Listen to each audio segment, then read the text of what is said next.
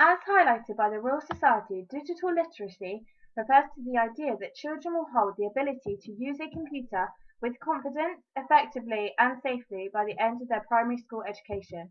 This definition links profoundly to the computing curriculum for Key Stage 1, where it is stated that computing also ensures that pupils become digitally literate, able to use and express themselves, and develop their ideas through information and communication technology.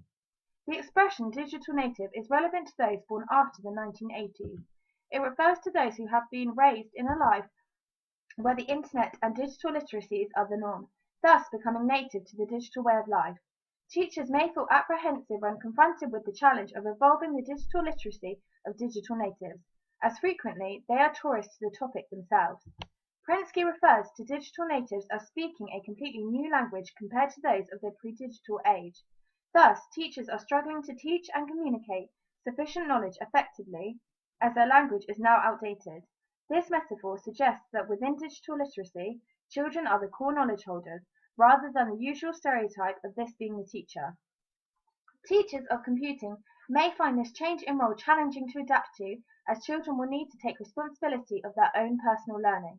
This might be particularly problematic for teachers of the early years foundation stage and Key Stage 1, as learners are of such a young age, and reservations of allowing this to occur may form as the teachers might be insecure about the subjects themselves. There is the prevailing question: do digital natives really know what is best for their learning? Current debates discuss the most beneficial way to teach digital natives, referring to whether this is through the teacher or the child. Prensky debates the positives and negatives of both methods. He argues that the teacher can offer guidance and scaffolding through questioning, thus developing children's learning if effective. However, allowing students to hold responsibility permits them to research information independently and follow their personal passions. Personally, I am a digital native. Through spending my childhood experimenting with technology, I am now securely confident with all aspects of digital literacy, enabling me to reflect this throughout my teaching of computing. However, this prior experience creates a personal difficulty in understanding other teachers' indifferences regarding technology. From previous experiences, I have observed classrooms filled with digital natives. These children are using iPads, computers, and other technologies confidently and independently, demonstrating an exceedingly developed concept of digital literacy within the early years foundation stage. Furthermore, these observations visibly portrayed the effect of the digital divide.